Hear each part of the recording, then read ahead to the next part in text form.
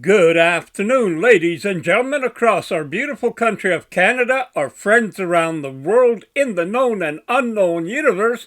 Welcome back, your favorite angry Canadian, on the 30th day of January 2024.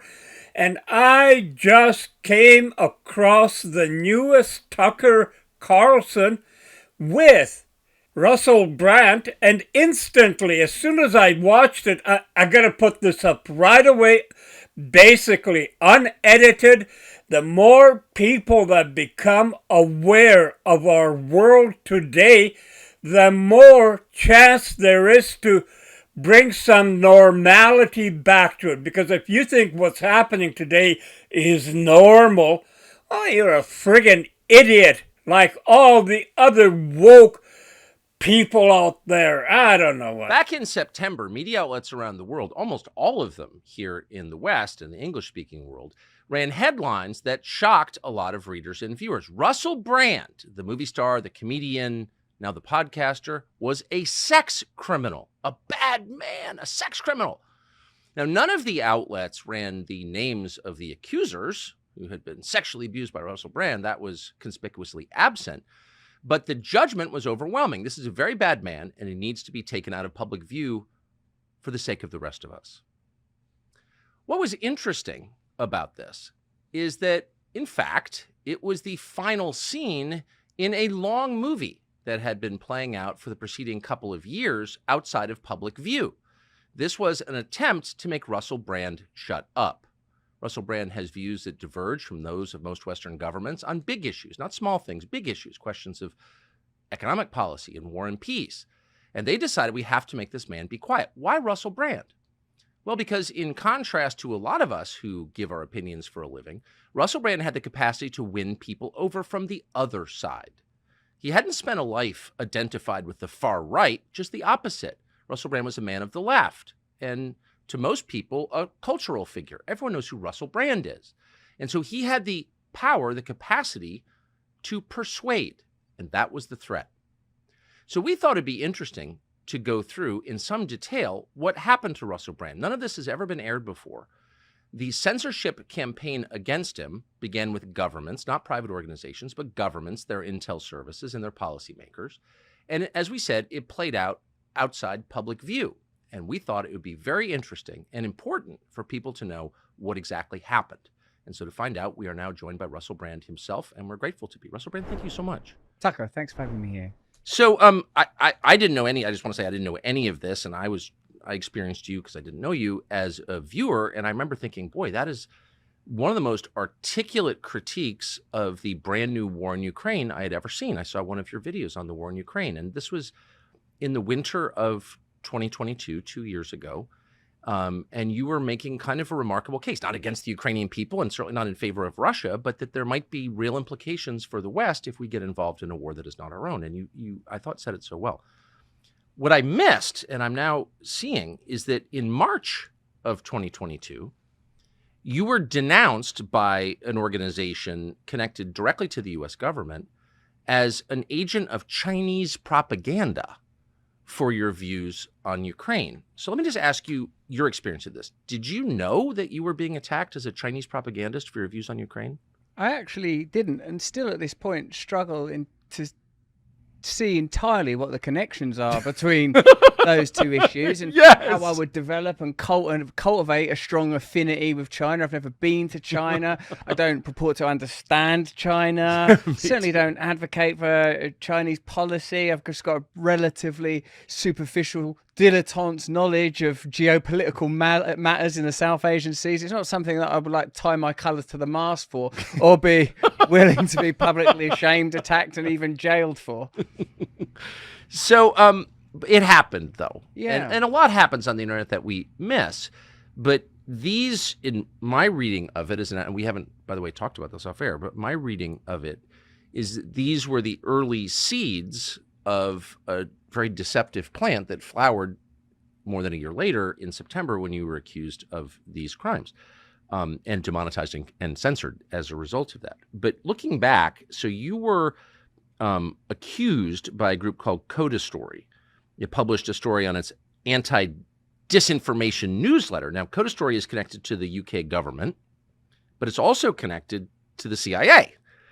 How does it make you feel to know that you were in the crosshairs of two of the most powerful governments in the world and their intel agencies?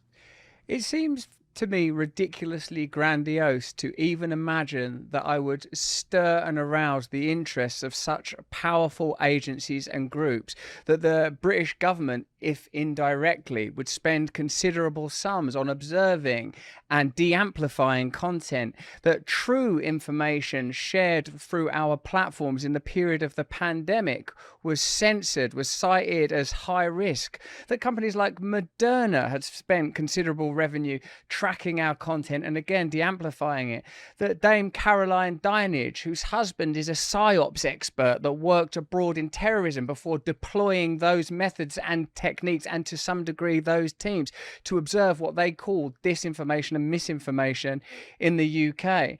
I recognise that the new emergent media spaces present a lot of possibilities, even with your kind compliments about our reporting on the Ukraine.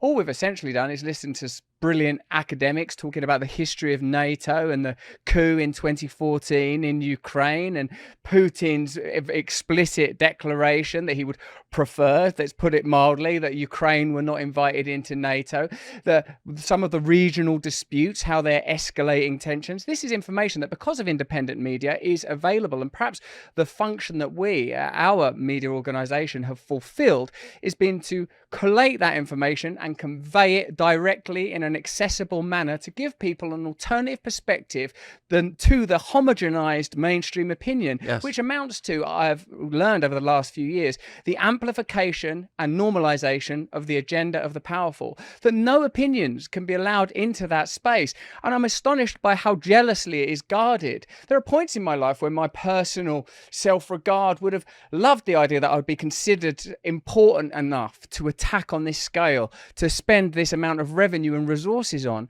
But I'm now seeing that independent media itself is an extraordinary threat, that independent media inevitably leads to independent politics and independent thought.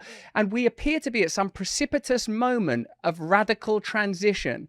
I'm not sure, and I'm not sure if anybody could be sure of where this is all heading, what the exact teleology is, but it seems to be to do with mass centralization, globalization, significant attempts to control the information space that are so rigorously adhered to and protected that even what you might imagine to be a marginal voice is considered a significant enough threat to warrant coordinated media attacks, expenditure on peculiar, clandestine, non-government organizations and think tanks that take their money from the military-industrial complex, from the legacy media, who, by the way, when they're critiquing independent media, they got skin in the game. They're not able to independently assess your work or my work or the medical opinions of Joe Rogan. They have a vested interest in destroying those organizations. In the last few years, I've learned about the Trusted News Initiative, which has extraordinary connections again to big pharma and sets of interest around the reporting on war that have decided and determined that they are no longer competing with one another. You in particular come from a journalistic background where it would have been commonplace for the great institutions of American media to compete with one another for scoops. The New York Times versus the... Those days are gone. It explicitly states on the Trusted News Initiative website, we are no longer in competition with one another. We have to curtail and stamp out, I think it even uses the word choke, independent media. And it's clear that there are now sets of globalist organizations funded by government, but also corporations, that are making deliberate, profound attempts to shut down any dissent in an astonishingly aggressive way. And to be sort of caught up in it is terrifying on one level, absolutely terrifying, particularly due to the nature of allegations that I faced, but also revealing. More importantly, it's revealing about the way that I believe the world, and in particular this space, will be affected, and the way these events will continue to unfold in the coming years. What I love about your critique is that you're coming to all of this pretty cold, since you had a midlife career change. You're doing something very different from what you did 15 years ago. And I'm wondering if your assumptions haven't been completely blown up. You're a British citizen, lived in the country most of your life. How strange is it to know that your tax dollars are being used against you by your government, which they are? And how bewildering is it to find that the open contest of ideas that we were promised here in the West, may the best idea win, is a sham. Yes, I suppose I went into the entertainment industry really with the giddy trajectory that propels a lot of people into those spaces, believing that there might be some fulfillment, and certainly there would be excitement. And when I was a denizen of that world, I was fostered and adored and celebrated and facilitated and lived the kind of lifestyle which I think is kind of common for people in that area, for single people, in my case, drug and alcohol free, but certainly with an appetite for a promiscuous lifestyle. When I was part of it, I found it empty and unfulfilling, of course, as it would be, as anyone who's had those kind of experiences ultimately realizes. When I departed it, as a result really of various spiritual crises or commercial failures or a combination of those events, I really felt like a coming home to the type of values that I grew up with. I grew up in a normal blue collar town, Grays, kind of like a place that's like New Jersey, I guess, a kind of suburban, outside of the city, normal people, good values kind of place. And what I feel like happened is, like, well, since I've had a family, since, you know, I've got a young son, I've got a couple of daughters, is I feel like that I was able to deploy the skills learned through working in entertainment as a man in recovery in a new space. And what simply began with myself and my partners is tell the truth about things you care about. Kind of over time, it began to, I suppose Glenn Greenwald the other day, and he goes, you know, you shouldn't be surprised that if you attack the most powerful interests in the world, the deep state, powerful corporations, the machinery of war, that you yourself are the recipient of attacks. Why is that surprising to you? I know, but because sometimes it does feels speculative, doesn't it? You're talking about these really powerful organizations and the way that it's funded and the way that it crosses over and their malfeasant, underhanded, insidious activity. And then as it starts to become more popular, as more and more people realize that it's actually true, as more and more people become willing to take back control in their own lives, as more and more people refuse to consent to being treated in this sort of infantile way, having their autonomy and personal and mental and spiritual freedom undermined, their connection to their land undermined, their connection to nature devoided, you start to realize that you're actually operating in quite a powerful territory, that while power is very serious and it has to work very hard to maintain its grip. So these organizations, did it surprise me to find that the British government, through the Department of Culture and Media and Sport, the very people that sponsored the new, rather draconian online safety bill, personally contacted the height of these allegations and attacks on me, contacted social media platforms and asked if I would be demonetized. But they're the body that regulates them. They have the ability to find those organizations. They're the very person who is sponsoring the online security bill. Pause for a second, just to make sure I understand what you're saying. So these accusations appeared. There were, I don't know if this has changed, but at the time, there were no names attached at all. You were accused anonymously of committing crimes. And then your own government, which you pay for, reached out without telling you to online service providers and media organizations and said, please kick him off and censor him and take his money away. Is that what you're saying? Yeah, that's before right. Any kind of trial, before any proof that you were guilty, before any names were attached.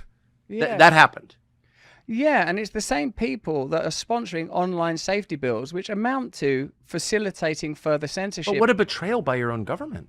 Well, it's astonishing if you regard your government to be in a position of service rather than a position of domination and control. But what's become apparent in recent years is what the nature of our relationship with government is, that they are there to rule and control and dominate. And whilst they may now do it with an aesthetic of care and with the language of inclusivity, I believe the threat of authoritarianism is far, far greater from those that use the language of liberalism than these emergent, somewhat nationalistically oriented populist movements present, because they are leveraging that power now. They're interested in censorship. They're militarizing the police force. They're introducing protest laws. They're They're introducing censorship laws.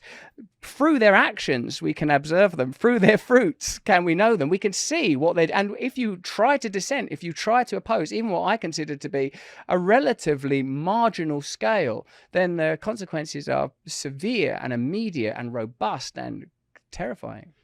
I think what makes your specific case so compelling is that if they could do it to you, a person who had the admiration of a lot of people who weren't interested in politics and was pretty famous and had some means, et cetera, then the average person stands no chance against these forces. So with that, if you don't mind, can we get specific about a couple of things that you mentioned? The first is Moderna, which is a drug company. It's part of Big Pharma. Tell us how you intersected with pharma and with Moderna and what you think they did to you.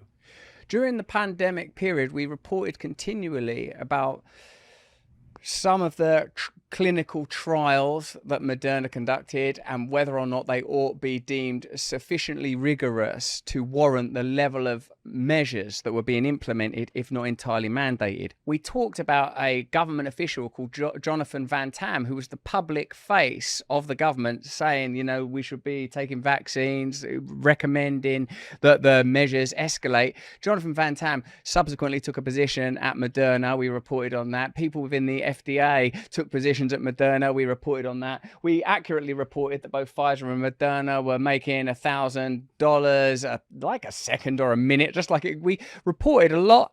We reported accurately and thoroughly about the degree to which Big Pharma were profiting from a situation in which Albert Bourla explicitly said it would be inhumane to profit from this global crisis.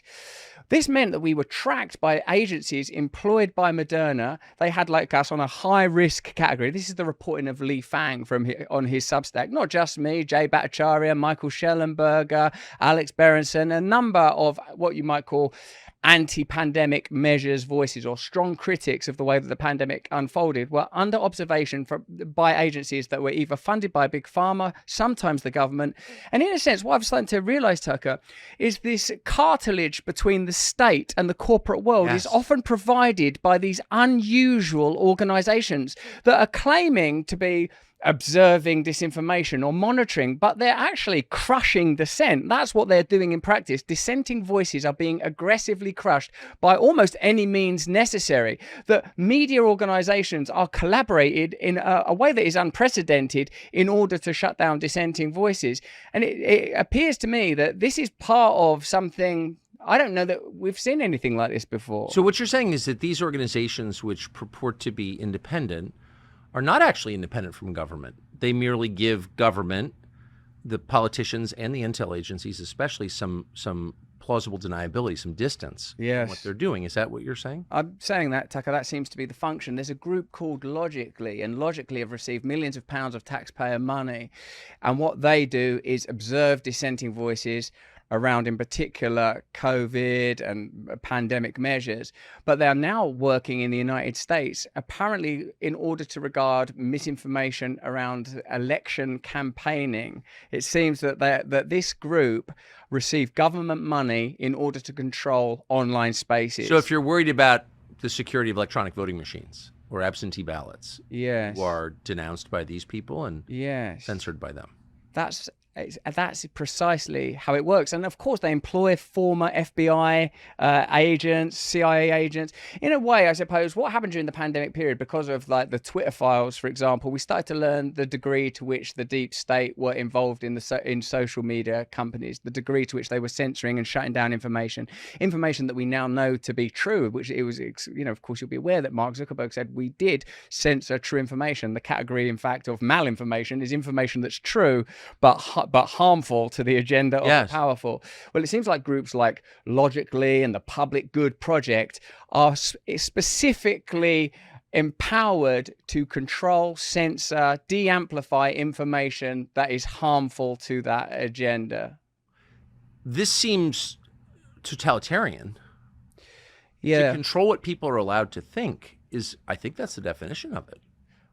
What I've started to, I suppose that's what, in essence, what I've started to feel and report on consistently, as you noted at the beginning of this. I'm not someone who's affiliated organically with conservatism or what you might regard as right-wing politics, although I, of course, recognize the legitimacy of a whole variety of political views and the right of people to hold different views from one another. But it seems to me that authoritarianism now is being deliberately veiled in the insidious language of care, concern, safety, and convenience. It seems to me that we're in a time where we lurch from one crisis to another, that the crisis is always used to legitimize certain solutions, and a docile or terrified public is willing to participate in this proposed solutions that usually involve giving up their freedom. We are continually being invited to give up our freedom in exchange for safety or convenience, and it seems that this process is radically escalating, and I feel that this is something that we will see yet more of in the coming year. I feel like, you've spoken publicly about this, that we're potentially on the precipice of serious, and to use your term, a hot war with Russia, and like that's being reported on in my country right now. It's like we're being prepped, groomed, primed for war is coming, that we're being kept in a state of constant anxiety in order to induce compliance,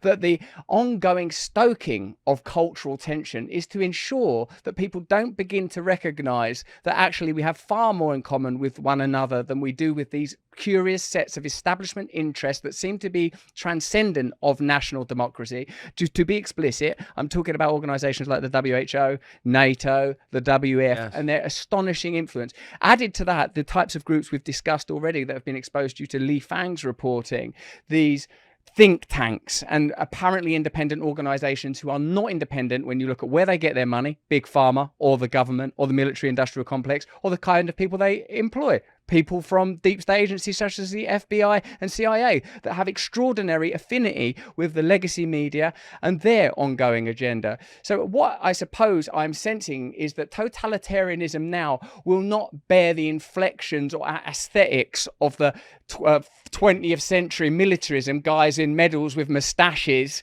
thumping their fists on a desk. Will be calmly told by gentlemen with beautifully coiffured hair or elegantly speaking ladies that just for our safety and just for our convenience, we will be returning to our homes. And anyone that has an audience or a base or an ability to communicate with people to disrupt those types of narratives will be identified and destroyed.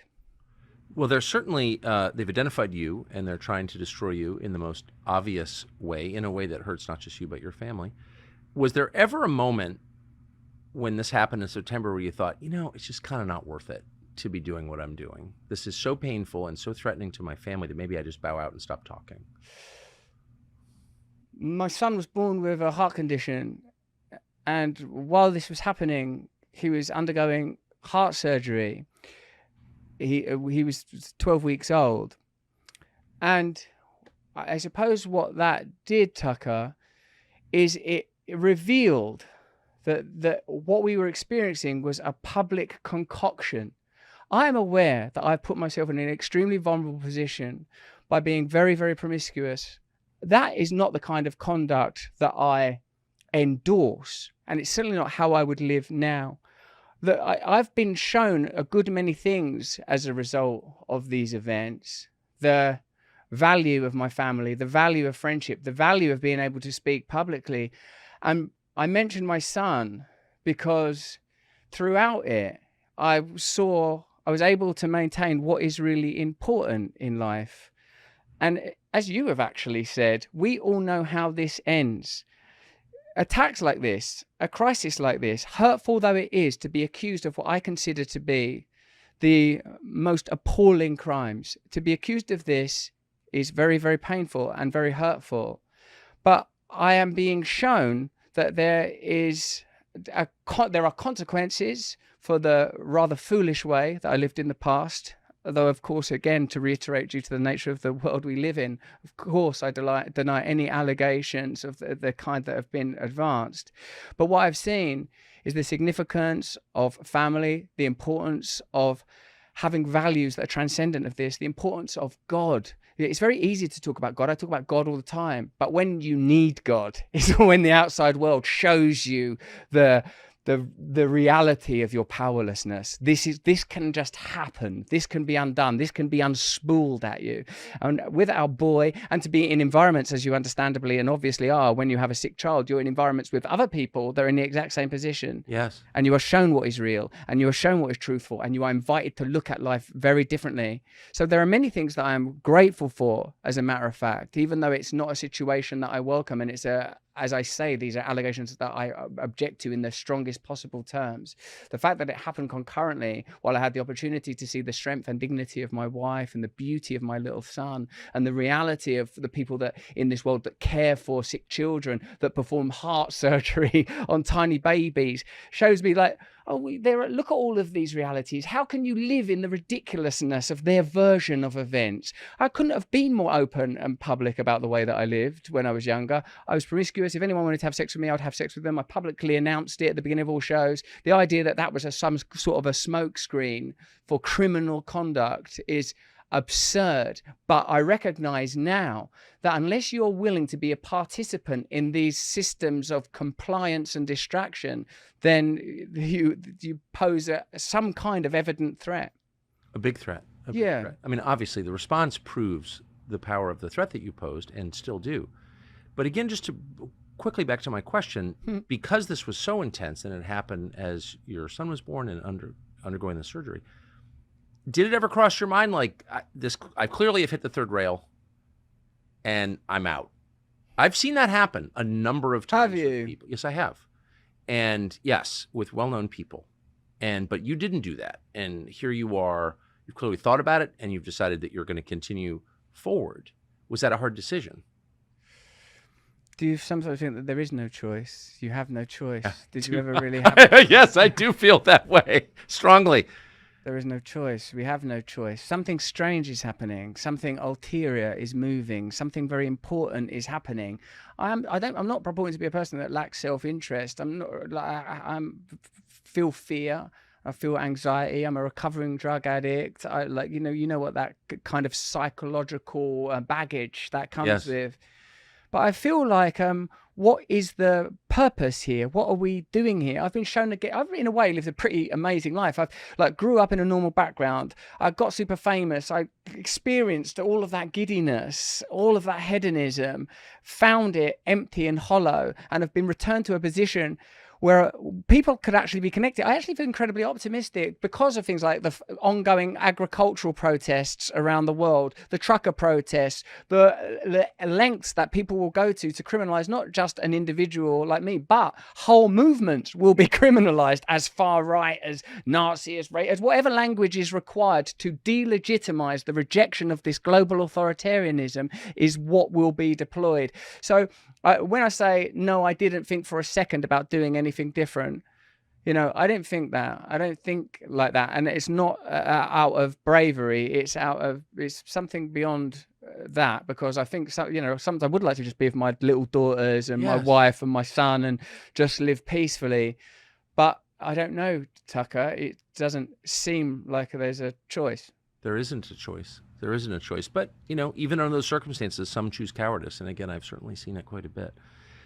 Dinage, you mentioned a person called Dinage. Can you explain what you mean by that, who this person is, and what role she plays in what has happened to you? When you become accustomed to dealing with American politics, it's huge sums of money. It's powerful agencies that you see depicted in Hollywood movies, characters played by great movie stars. And so when you return your gaze to British politics, you feel like you're dealing with some sort of drudgery, some sort of like ludicrous heritage porn. Who are all these dames and baronesses and titled individuals? They can't be doing anything serious. Someone called Dame Caroline Dinage, who sounds like a Downton Abbey regular. But actually, though, Dame Caroline Dinage put forward the online safety bill. She's married to a dude that does that does military psyops and now uses those very psyops with the domestic population. She's the person that got in touch with the social media platforms demanding that I be demonetized. They seem to have an extraordinary agenda. Like the term. Wait, can I just ask you something? Yeah. I looked up, because I'm not as familiar with your politics as I should be. Yes. I looked her up, and I think what I was so struck by was that she's a member of the Conservative Party. Right. And that suggested to me that there isn't choice in British politics. There's really just one party. Of course, yeah, absolutely. It's a uniparty. But they're not even pretending at this point. They're not really pretending. Here's a sort of an extraordinary thing that appears to be playing out. In addition to just being casually informed by the legacy media that we're on the precipice of war with Russia and that conscription might be reintroduced in 2024, there was a COVID inquiry in our country, which, by the way, I don't imagine for a second would have happened without independent media reporting, without voices like Jay Bhattacharya, who was shut down.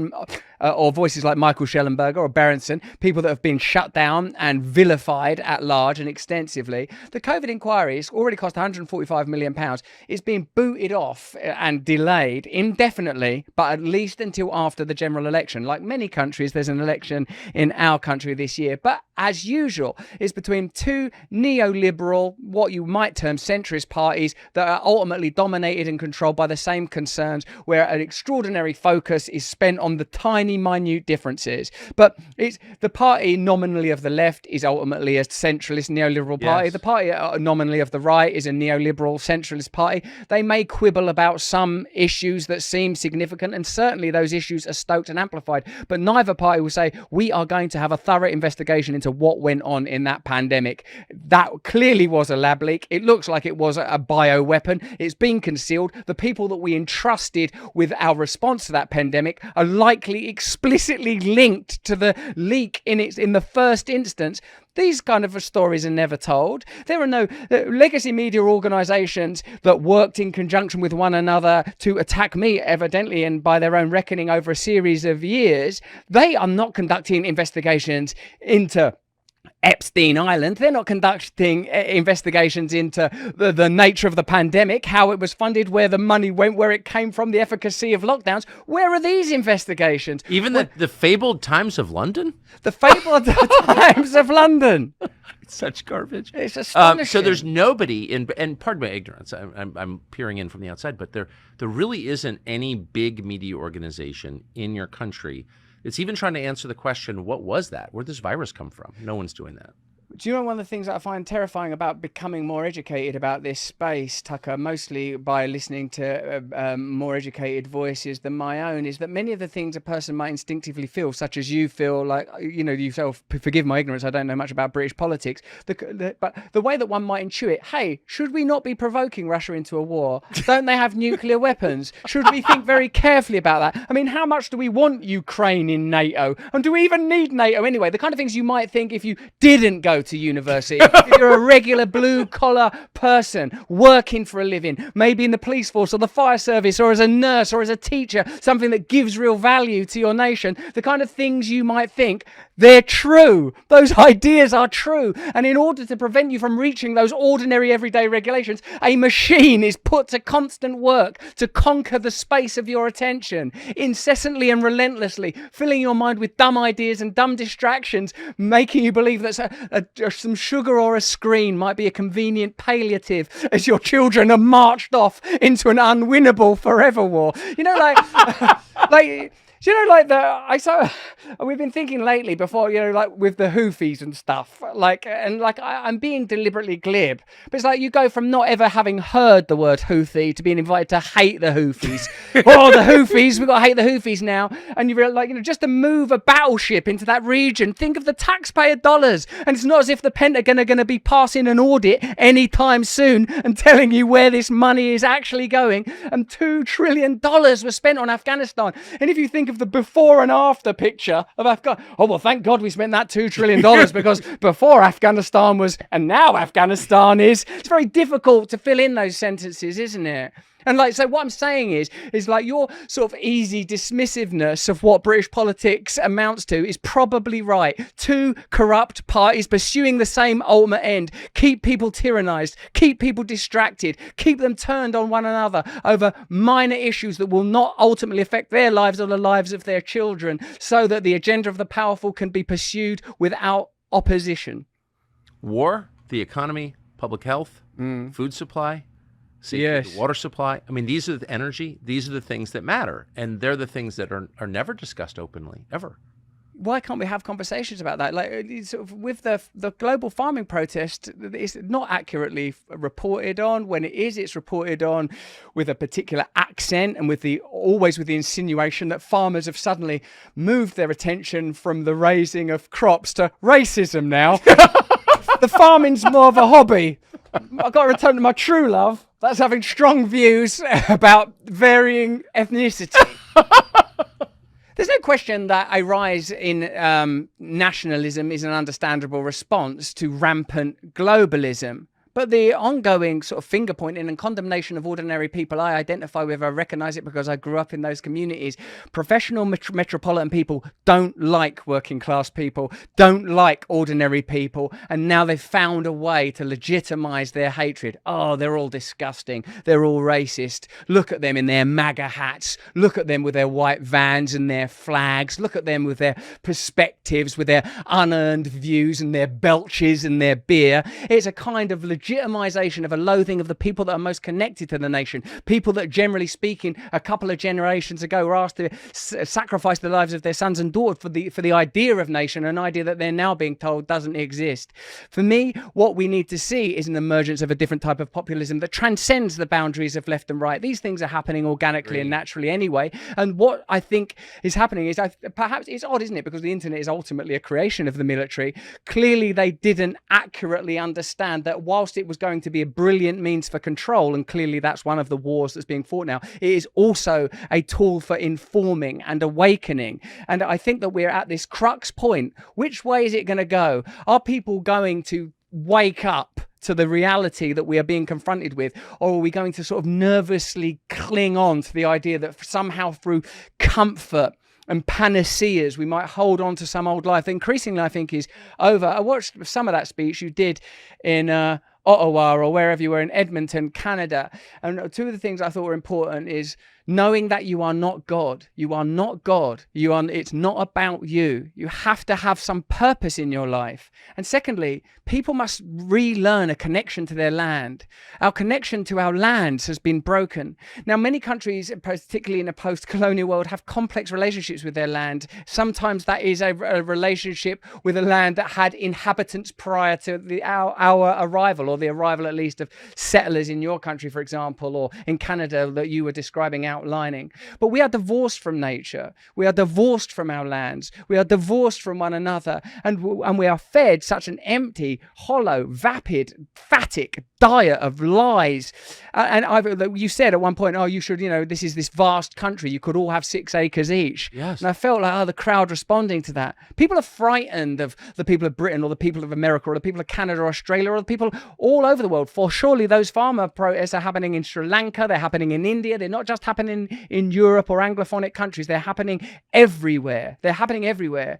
And I feel that that's precisely the direction we need to return to. Sovereignty of the individual, sovereignty and sanctity of the connection between people and their land, maximum amount of power in your own life and the lives of your community and your loved ones. Not this transition of power to increasingly centralized forces and this infantilization and neutralization and castration of individual and familial power. Can I ask you a question that you may be able to answer that I've been meditating? I'll give it a go, Tucker. I'll tell you that. Well, you're just uniquely positioned to answer it because you've seen both sides. But so the things that the people in charge hate include nature. Yes. And the class of people who are most useful to your nation. You described them. Cops, firemen, teachers, nurses, all of them were crushed during COVID, by the way. Yes. And farmers. And it's indisputable that if you don't have those people, you don't have a society. You could get rid of every think tank and every sociology department and every liberal arts university and you'd probably be okay. You get rid of your farmers, you starve to death. So it's not obvious why the leadership of a country would hate the very people they need most and hate the most beautiful and valuable thing they have, which is nature. Why do they hate those things? It terrifies me to contemplate, Tucker, that people like Alex Jones and in our country, David Icke, who, aside from some views that are impossible to corroborate around quite occultist and, shall we call them, marginal ideas, difficult to corroborate ideas, when it comes to the subject of globalization and the increasing authoritarianization of our planet, appear to have been ahead of the curve. you can see them 20, 30 years ago saying with the empowerment of NATO, the empowerment of world banks and the WHO, like this, it's extraordinary. And it seems to me that the disempowerment of ordinary people, the condemnation, the demoralization of the public to create people that just are weary and broken and if not enslaved, then so dependent it amounts to a form of slavery, cannot be inadvertent. It seems to be a denial of something fundamental that in my language, I would call spirit, the right to be who you are. That there isn't something fundamentally ugly or wrong with you, that you are allowed to be who you are. And I see that as a universal principle that will be applied all the way from the left to the right across various ways that people claim their individual identity now. It seems to me that, yes, that if you start to attack those pivotal infrastructural roles, I was struck when speaking to some of the people that you work with, man, that you know, that's been a cop for 26 years in New Jersey, 35 years in the security services. Like, these are people that give their lives for a country. So to tell those people that your country doesn't mean anything, or to alter the meaning of what a nation is, or alter what your contribution has been, it seems to be about a kind of disorientation. And it's difficult actually sometimes. The reason I mentioned at the beginning of this rather corroming answer figures that are broadly condemned as conspiracy theorists, but then aren't we all these days? It seems the reason I mention them is because they talk specifically about ideas to do with spirituality, morality, and ethics. And it's hard for someone like me to consider that the goals of this global establishment are anything other than power, finance, dominion. But when you talk about this loathing of nature, whether that's human nature or botany or the great expanse, it's difficult to think that there isn't something dark at its core. Because there's no rational explanation for that. How could you want to despoil nature? How could you hate human nature? How could you want to hurt people? Those are not rational responses to anything. I mean, there's got to be, clearly what we're watching are the fruits of spiritual war. If you can think of a better explanation, let me know. Certainly the solution seems to me to be spiritual. And even when they're talking about ecology and evoking words like Gaia, like the spirit of the planet, it seems oddly utilitarian. The earth is a resource, even when claiming to care about the types of energy industry that might be most beneficial and those which might not be as beneficial. I don't see reverence. I don't see an acknowledgement of the sacredness of the earth, that the earth is not a resource. It's not, obviously the left and right are classically almost at this point divided around the subject of climate change. And what I feel is who among us ought not love our planet and behave respectfully and reverentially and lovingly to our planet? And how is that going to happen if no one has a relationship with it? I think like 90% in my country, 90% of the land is inaccessible to most people. 90% of the land is privately owned. Like land that used to be commonly held is now all privately owned. There has been successive law after successive law that has moved power and control and the land and nature herself into the hands of an elite. And it's this, I suppose, even where it would have been risible. So you're getting back to feudalism. Yeah, what you're saying. Let's get back to good old feudalism. What was wrong with feudalism? Why are we making such a fuss about it? It's like the idea that you and I are people that operate on different sides of a political spectrum becomes exposed as ridiculous when the anti-authoritarian aspect of what we both clearly believe in has to become the clear and pivotal point around which all political views have to now start to coalesce. You are either going to oppose what's happening when it comes to globalization and centralized authoritarianism, or you are going to be crushed by it individually and collectively. How do you see, and I'll stop with this, compound question. How are your family and friends holding up in the face of this assault on you and your family? And how do you see this playing out, the battle that you just described? Are you hopeful or no? Because I've been subject to personal attacks, it's very, one thing, like I have a program of recovery. I've been in recovery for 21 years. It's just, in a sense, it's what enshrines and helps me practice my relationship with God. It's the most important thing to me. The thing I have to most be observant of and have to keenly avoid is descent into self-centeredness. When I am very frightened, it's very easy for me to drift into becoming quite myopic and insular. What I've observed, like in this period, from a personal perspective, is that like, I'm incredibly fortunate. I've got an amazing wife. I've got amazing, beautiful children that are healthy and doing well. I've got incredible people that I work with. Like, oh my God. And another thing that's been amazing is, like, for a month, publicly, continually, I was like, called the worst names you can call a man.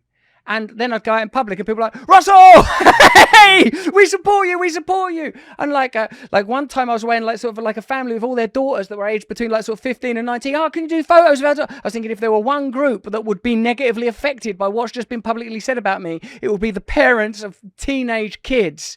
And like, people aren't buying it. That's the problem. Yeah. People are waking up. People are starting to think, well, Jesus, is there going to be a better example than your former and perhaps future president? The more they hate him, the more people like him. Yes. The more people like him, because what they know is they don't trust the establishment anymore. They cannot trust the establishment anymore. Speaking from the perspective, look, this isn't the first time I've known personal crisis. I'm a drug addict in recovery. I'm a product of a single parent family. I'm a normal person from a normal background.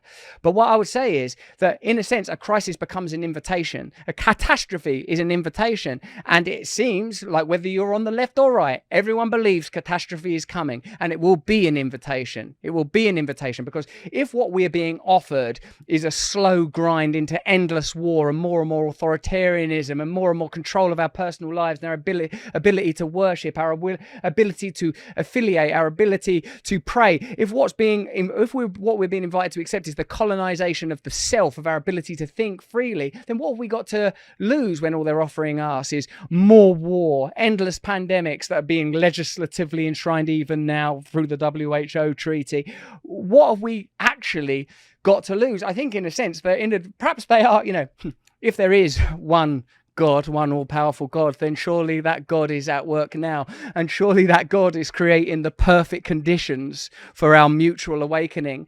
And perhaps what's required is the spur, the ignition of something so unbearable that people will awaken rather than endure it any further. And perhaps that's what we're being offered now.